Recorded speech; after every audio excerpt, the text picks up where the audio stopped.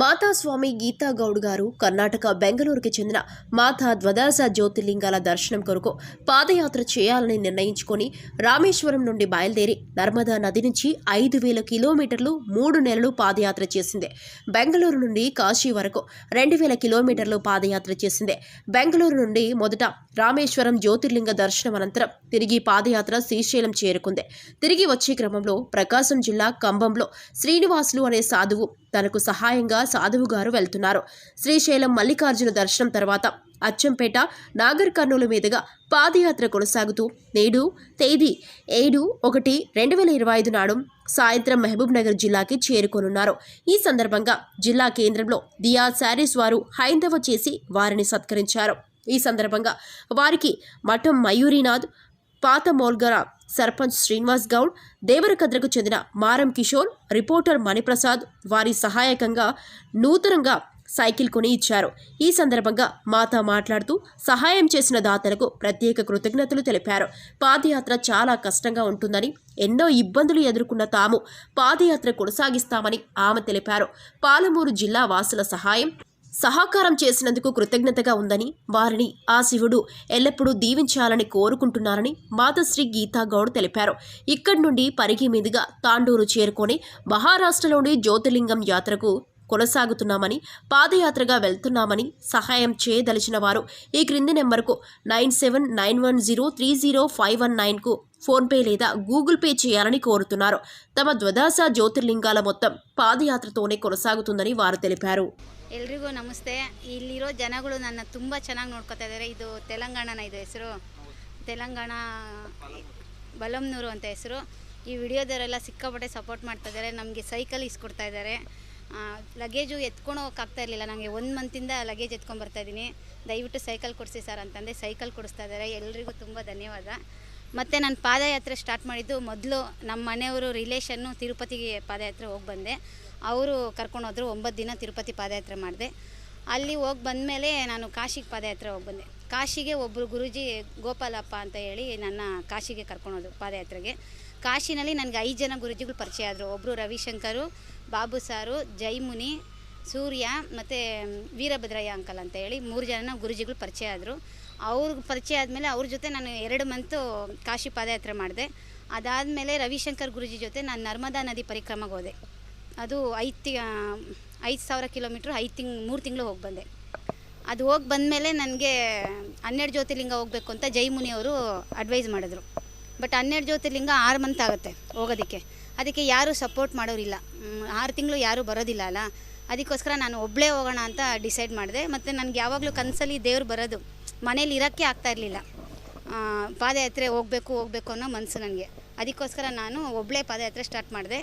ರಾಮೇಶ್ವರದಿಂದ ಶ್ರೀಶೈಲವರೆಗೂ ಒಬ್ಬಳೇ ಬಂದೆ. ಹೆಂಗೋ ಧೈರ್ಯ ಮಾಡಿ ಕಾಡಿದ್ರೂ ಒಬ್ಬಳೇ ಬಂದೆ, ಭಯ ಪಡ್ದಿರ. ಆ ಶ್ರೀಶೈಲ ಬೆಟ್ಟದಲ್ಲಿ ಇವರು ಗುರೂಜಿ ಸಿಕ್ಕಿದ್ರು ನನಗೆ. ಇವರು ಹೆಂಗೆ ಸಿಕ್ಕಿದ್ರು ಅಂದರೆ ನನಗೆ ಶಿವ ಪರಮಾತ್ಮನೇ ಹಿಂದೆ ಬರ್ತಾಯಿದ್ದಾನೆ ಅನ್ನೋ ರೇಂಜಿಗೆ ನನಗೆ ಸಿಕ್ಕಿದ್ರು. ನಾನು ಇವ್ರನ್ನ ಕೇಳಿದೆ, ಗುರೂಜಿ ಹಿಂಗೆ ನೀವು ಬರ್ತಿದ್ದೀರಲ್ಲ, ನನ್ನ ಜೊತೆ ಬರ್ತೀರಾ 12 ಜ್ಯೋತಿರ್ಲಿಂಗಕ್ಕೆ ಅಂತ. ಅವರು ಹೇಳ್ತೀನಮ್ಮ, ನಾನು ನಾಳೆ ಬೆಳಗ್ಗೆಗೆ, ನಾನು ಇವಾಗಲೇ ಹೇಳೋಕ್ಕಾಗಲ್ಲ, ದೇವ್ರು ಏನು ಹೇಳ್ತಾನೆ ನೋಡ್ಕೊಂಡು ಯೋಚನೆ ಮಾಡಿ ಹೇಳ್ತೀನಿ ಅಂತ ಅಂದರು. ಮಾರನೇ ದಿವಸ ಬೆಳಗ್ಗೆ ಇವ್ರು ಸಿಕ್ಕಿದ್ರು. ಮತ್ತೆ ಸಿಕ್ಬಿಟ್ಟು ಬರ್ತೀನಮ್ಮ ಅಂತ ಅಂದರು. ಇನ್ನೊಬ್ಬರು ಆಂಜನೇಯ ಗುರೂಜಿ ಅಂತ ಇದ್ದಾರೆ. ಆಂಜನೇಯ ಗುರೂಜಿಯವರು ನನಗೆ ಫೋನ್ ಮಾಡಿ ಮಲ್ಲಯ್ಯ ಗುರೂಜಿ ಅಂತ ಸಿಕ್ಕಿದ್ರು ಕಂಬದಲ್ಲಿ, ಕಂಬದಲ್ಲ ಅದು ಹೆಸರು ಗೊತ್ತಿಲ್ಲ. ಆ ಗುರೂಜಿ ಬಂದು ಆಂಜನೇಯ ಗುರೂಜಿಗೆ ಪರಿಚಯ ಮಾಡಿಕೊಟ್ರು. ಆ ಆಂಜನೇಯ ಗುರೂಜಿಯವರು ವಿಭೂತಿ ಮಠದಲ್ಲಿ ಇರೋದು. ಆ ಗುರೂಜಿ ನನಗೆ ನಿಮ್ಮನ್ನೆಲ್ಲ ಪರಿಚಯ ಮಾಡಿಕೊಟ್ಟು ನನಗೆ ಇಷ್ಟೊಂದು ಅದ್ಧೂರಿ ಅದೇನು ಹೇಳ್ತಾರೆ ಸ್ವಾಗತ ಮಾಡ್ತಾಯಿದ್ದಾರೆ. ಆ ಗುರೂಜಿಗೆ ತುಂಬ ಹೃದಯದ ಧನ್ಯವಾದ. ಈಗ ನಾನು 2 ಜ್ಯೋತಿರ್ಲಿಂಗ ಮುಗಿಸಿದ್ದೀನಿ. ಒಂದು ರಾಮೇಶ್ವರ, ಶ್ರೀಶೈಲ. ಈಗ ನೆಕ್ಸ್ಟು ವೈದ್ಯನಾಥೇಶ್ವರಕ್ಕೆ ಹೋಗ್ತಾಯಿದ್ದೀನಿ. ಅದಾದಮೇಲೆ ಓಂಕಾರೇಶ್ವರ, ಮಹಾಕಾಳೇಶ್ವರ, ತ್ರಯಂಬಕೇಶ್ವರ, ಅದಾದಮೇಲೆ ಕಾಶಿ ವಿಶ್ವನಾಥ, ನಾಗೇಶ್ವರ, ಸೋಮೇಶ್ವರ, ಆಮೇಲೆ ಕೇದಾರ್ನಾಥ್. ಟೋಟಲ್ಲು 8,000 ಕಿಲೋಮೀಟ್ರು 6 ತಿಂಗಳು ನಡ್ಕೊಂಡು ಹೋಗೋದು. ಎಲ್ಲೂ ಏನೂ ನಾನು ಬಸ್ ಹತ್ತಿಲ್ಲ, ಇದತ್ತಿಲ್ಲ. ಜನಗಳು ಸ್ವಲ್ಪ ಅಪಪ್ರಚಾರ ಮಾಡ್ತಾ ಇದ್ದಾರೆ. ಹಂಗೆ ಹತ್ತಂಗಿರೋ ಭಗವಂತನ ನಾನು ನೋಡೋಕ್ಕಾಗಲ್ಲ. ನಾನು ಡೈಲಿ ನಡ್ಕೊಂಡೇ ಹೋಗೋದು. ಸೈಕಲ್ ಏನು ಕೇಳಿದ್ದೀನಿ ಅಂದರೆ ಲಗೇಜ್ಗೋಸ್ಕರ ಸೈಕಲ್ ತೊಗೊಂಡು ಹೋಗೋಕ್ಕೆ ಕೇಳ್ತಾ ಇದ್ದೀನಿ. ನಂಗೆ సైకిల్ ఓడ్సಕ್ಕೆ సహా బరోదిಲ್ಲ. ఆಮೇಲೆ జన తప్పు తిಳ್కోಬೇడి దయవిಟ್ಟು. అందరికీ నమస్కారము. నేను బ్రహ్మంగారు మఠం నుంచి పాదయాత్ర చేసుకుంటూ శ్రీశైలం వచ్చాను. ఈ మాతాజీ గారు నన్ను శ్రీశైలంలో కలిశారు. ఆ ఆంజనేయ స్వామి గురూజీ ఈ మాతాజీని నన్ను కల్పించి, ఈ మాతాజీ అడిగింది, మీరు కూడా నాతో తోడుగా వస్తే నాకు ఒక బాగుంటుంది అని చెబితే నేను ఈ మాతాజీలో ఏదో ఒక శక్తిలాగా నాకు అనిపించింది. నేను మా గురూజీకి మాట ఇచ్చాను, ఈ మాతాజీ వెనక వెళ్తానయ్యా, ఈ 10 జ్యోతిర్లింగాలకు కూడా వాళ్ళ ఇంటికి బెంగళూరు వాళ్ళ ఇంటికి వెళ్ళేంతవరకు ఆ అమ్మకి నేను ధైర్యం చెబుతూ నడిపించుకుంటూ నేను తీసుకెళ్తానని నేను మాట ఇచ్చాను స్వామి. అందరికీ నమస్కారం. ఇవాళ మా పాలమూరు జిల్లాకు కర్ణాటక నుంచి గీత అనే భక్తురాలు గతంలో కర్ణాటక వాస్తవ్యాలు.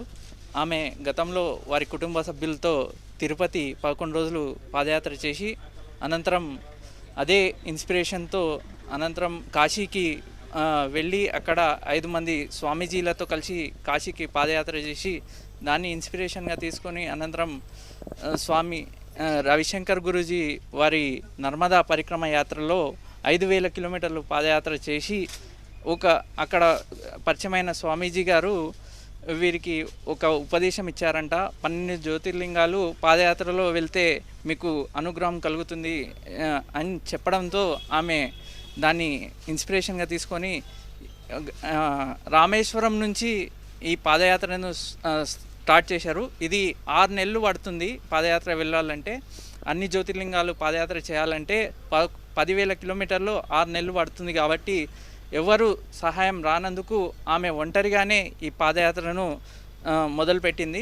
అది రామేశ్వరం నుంచి మొదలెట్టి మొన్న శ్రీశైలం చేరుకొని శ్రీశైలం నుంచి ఇవాళ మన పాలమూరుకి చేరుకోవడం జరిగింది. శ్రీశైలంలో ఈ స్వామివారు ఆమెకు పరిచయం అయ్యి రాబోయే జ్యోతిర్లింగాల దర్శనానికి ఈమె వెంట వెళ్తానని హామీ ఇచ్చి ఈమెతో కలిసి మన బ్రహ్మంగారి మఠం స్వామివారు వారు వీరితో కలిసి ఈ పాదయాత్రలో పాల్గొంటున్నారు.